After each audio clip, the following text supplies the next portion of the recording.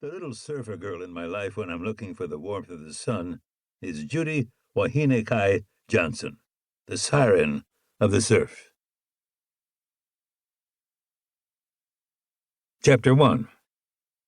You're too big to surf. I took another sip of my Rainier, smiled, and then looked up at the 10-foot surfboard stuffed in the floor joists of my cabin's little-known basement. I didn't used to be. Victoria Moretti balanced on the stepladder and stroked a hand over the board, detecting the little scuffs, dents, and scars on the otherwise remarkably smooth varnished surface. It's a monster. The monolith, as Henry used to call it. I sat on the concrete steps that led down from the Bilko doors into the cellar. They used to be even bigger back in the day, in Hawaii. The Duke boards. The Duke? You mean John Wayne? I smiled. No, Kanamoku, kind of the father of surfing. She shook her head. So you mean to tell me that when you went to college in California, you actually surfed?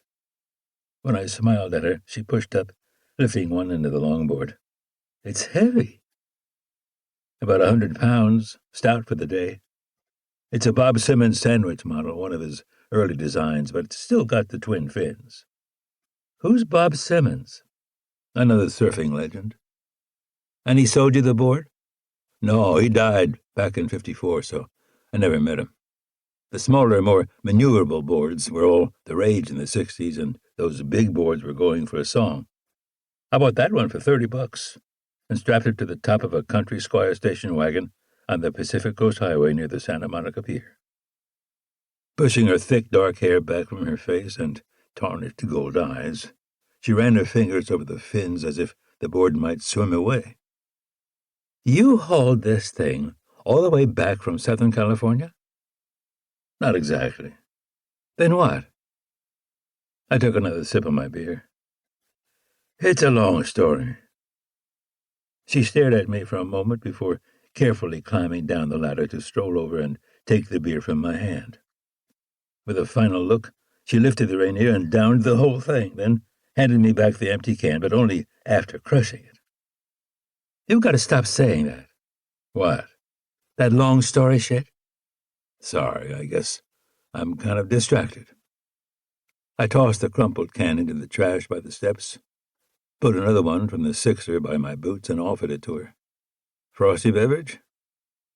She sat on the hard steps beside me and took the beer and then pointed toward the surfboard, specifically at the ragged gouge in the front edge. We'll start small. Tell me about that dent in the front there. I snorted. What? That actually is a long story. She talked open the can and looked at me with the electrified eyes, transmitting the thought that if my lips didn't start moving pretty quickly, my goose was cooked. When I didn't say anything, she stood, turned, and walked up the steps out into the blazing sunlight above. We'd been living together for over a month, something that neither of us had been used to for quite some time.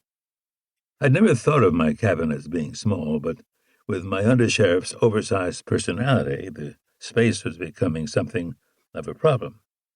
She thought that making a home gym out of the little used basement might help her blow off some steam and maybe inspire me to get into shape, hence what had become known as the Great Purge. I looked around the dim space at the plastic tubs and beer crates that held portions of my life I'd hardly remembered. I called my daughter as reinforcement, but her response had been that if there were anything down there, she had lived without it for the last 20 years, so she'd be satisfied to continue as such. My good friend Henry Standing Bear had had a similar response and said I should simply rent a truck, load everything in, and haul it to the dump. So far, I hadn't been able to do it. So far, I hadn't even been able to open a single box. It was almost as if I was afraid of the things I would find there. At this fragile point in my relationship with Vic, I wasn't sure I could sustain throwing away the life I'd had before. Martha had passed almost 10 years ago. But if I were to risk